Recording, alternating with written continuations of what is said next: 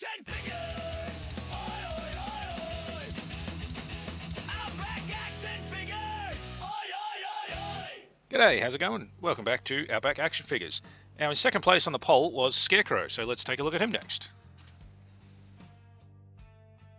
So we'll start off as usual, just a quick look at the package here. So it's your regular Mafex square box. We've got the clear window, you can see the figure, most of the accessories there. There's a couple of things hidden behind this panel.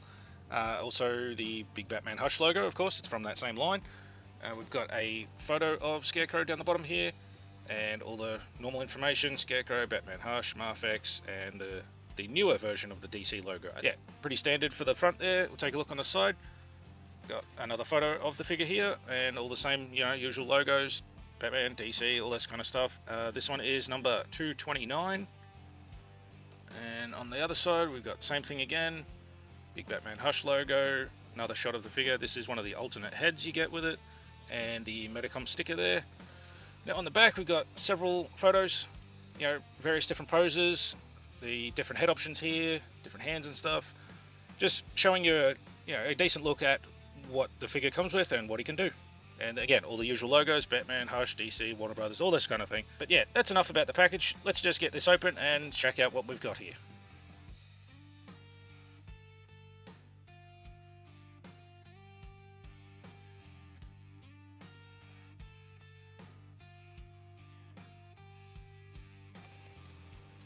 Alright, so there we go. Got it out, and we've got a couple of different hands, the figure, and the two different heads. But let's actually pull it all out and we'll have a proper look. Here we have the figure out of the box. We've got the 3 extra sets of hands and the 2 other heads here. It's not a huge range of stuff that he comes with, but the actual accessories he does have look pretty good. So let's take a look at those now. First off, we've got the hands here. So there's these sort of almost claw kind of gesturing hands. All of the sets of hands he comes with all look quite creepy. I mean, these ones almost look like the sort of facehugger aliens. So those ones, very expressive sort of claw hands. Another set here, a little bit more sort of open, relaxed, but still sort of reaching out. And finally, these very splayed out, don't exactly know what you call these, but yeah, definitely weird, spooky. But yeah, so there's those, and the ones he comes with on his hands are just sort of hanging down, just relaxed. I mean, the proportions are very lanky, adds to that sort of spooky factor. Aside from that, he does have this unmasked head. There we go. Get a good look at that one. Now we have this alternate head with the mouth wide open, sort of screaming. Now it is cool, if we can get a real close-up on that, you can see the eyes and the mouth, the teeth and everything behind the actual mask there.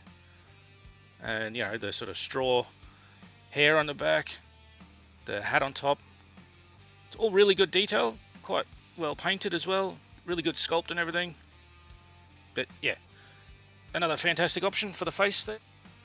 And we'll see the one that he comes with, just already on there in the package. Again, you can see those eyes and the mouth behind it. I think that the teeth are sort of showing through, but yeah, not quite as intense or dramatic as the other one. So yeah, good range of hands and heads. Now my main experience with this character is from the Batman Arkham games, for example. And I know in that he used a lot of, sort of poisons and gases and stuff like that. So it might have been cool to see maybe like a little syringe or a flask with some sort of chemical or, some sort of gas container or something. Just some other little bits and pieces that he could have put in with him here. Like I mentioned with Catwoman last time, including a jewel or some sort of jewelry for her to hold. If they ever do a reissue on this guy, I think that'd be a good option to include, some sort of gas or little syringe or something that demonstrates, his powers or his expertise in chemistry, I guess you could say. So anyway, we'll take a proper look at the actual figure now. Now, starting at the head, we've already had a quick look, but yeah, again, just great work on the sculpt and all the details here. That rope around the top looks great. The way it's, sculpted and painted there. Great work on the actual hat itself, all the little gaps and bits around the edge. And again, the straw hat there. It really just genuinely does look like a Scarecrow you'd find out in a farmer's field somewhere. And, this bit around the neck, the sort of sack for the, the mask. Even if we get right up close enough, you can even see the little stitching details and stuff on there too. So that's quite well done. And yeah, same thing on the neck, you know, that same sort of sack sculpted design with all the wrinkles and stuff, and then this, you know, the sort of frilly bit around the neck and the rope tied around that as well. We have a look on the back. Yeah, same sort of thing around the back of the neck. The rest of the costume is just this brown, you know, strips of material all stitched together. You can see along there, you know, the rips and tears along the edge, and these little bits of stitching all along the side. A little bit here under the shoulder and all the way down this arm as well. Looks to be no other stitching on the actual body across the back, but this little floating piece here, that is, you know, the bottom of the shirt. So it's not actually attached, it's just kind of sitting loose on there, but that helps for the, you know, articulation and stuff. It doesn't get in the way. But yeah, again, just great little details. All the little wrinkles and folds and stuff here, it's done quite well.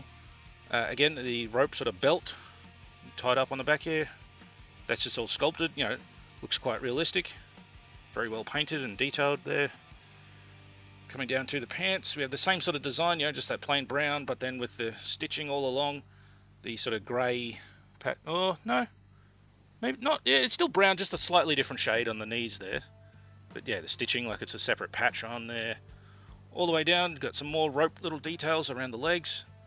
More just great little, you know, wrinkles and folds in the sculpting here, so it does look fairly convincing as cloth. I mean, you can tell it's plastic with the sort of shine on it, but yeah, I think it represents the costume quite well, you know, the cloth look that they're going for. And again, these ropes around the feet, they're done quite well, just like all the other ones. It all ties together quite nicely.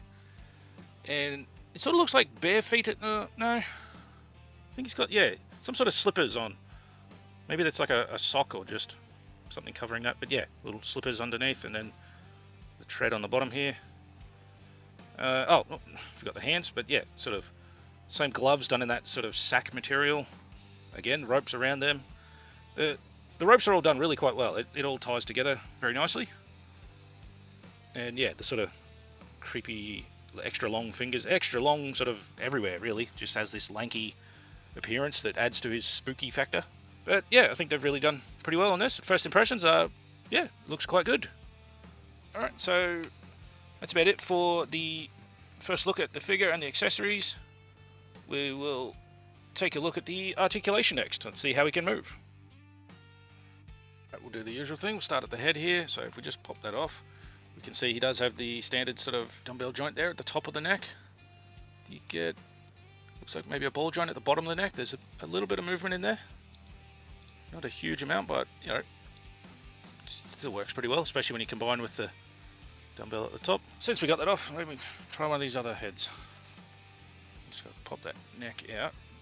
It's funny, each of these heads does come with a spare neck, so that's handy if you ever somehow lose the one that's already attached. It's always good to have a spare, I suppose.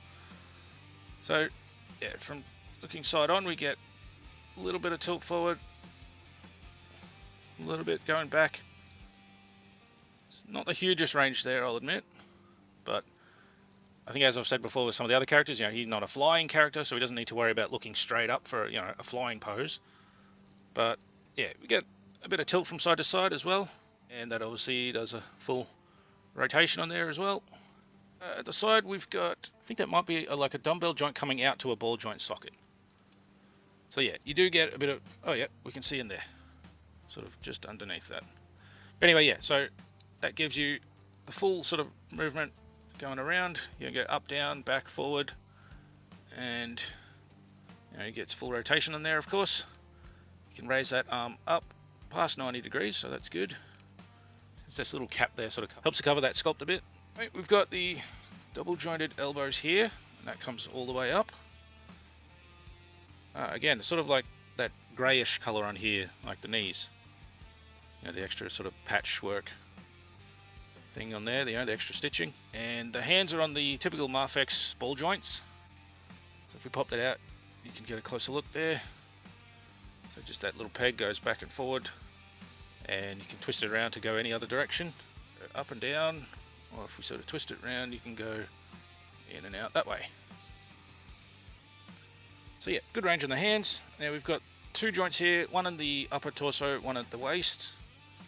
Looks like they're both sort of ball joints, so that does get quite a good crunch backwards. And Pretty good going forwards as well. It's rotation on the top and the bottom joint, so you can really, twist them around however you want. The legs at the hip joint there, you can see they do drop down a little bit. That gives you a little more movement on that joint. So it kicks all the way up, and it does go back. Well, actually, yeah, that goes back quite a fair way. And we have the double jointed knees as well, which comes pretty much the whole way up. We can go out. Oh, actually, it doesn't go out quite as far as some of the other Mafex ones we've looked at so far. It's not too bad, but yeah, some of the others have had a better range going outwards.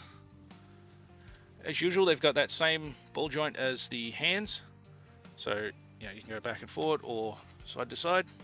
And it does come with a toe joint as well, which comes up a fair way. Doesn't go down at all, but that's fine.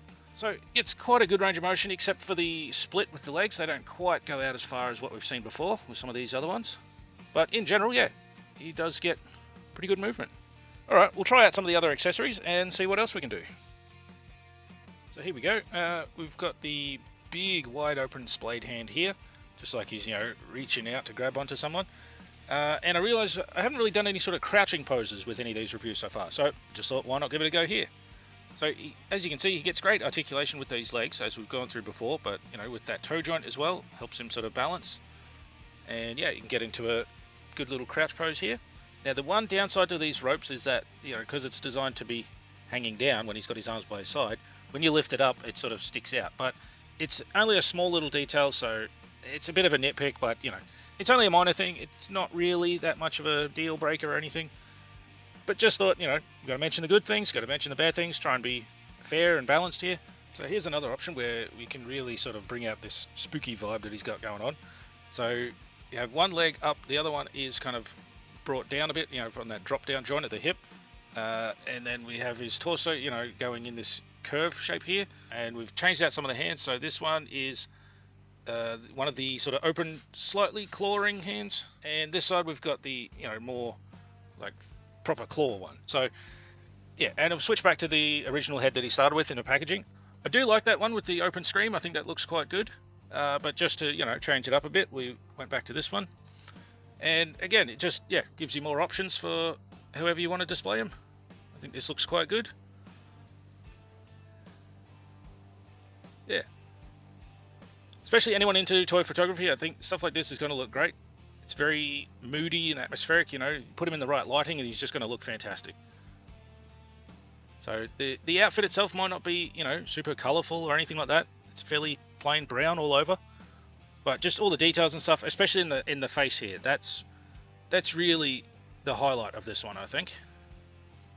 But yeah, in general, I just think it looks pretty good.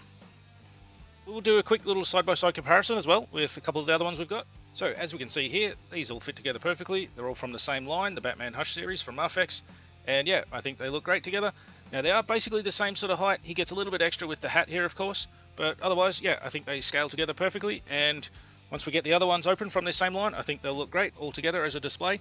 Now the only thing missing, of course, is a Batman. So I don't yet have the actual Batman from this line. It's basically sold out everywhere I've found. There is a blue version, but I prefer the black one. It just has a better look to it. But otherwise, yeah, I just think as a display, as a villains collection, I think these are all going to look great. Yeah, just to wrap things up, I suppose. I was pretty happy with him in general.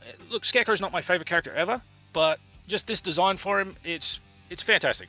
The costume, as I mentioned before, it's a little bit plain, just in terms of the colouring, but it fits him.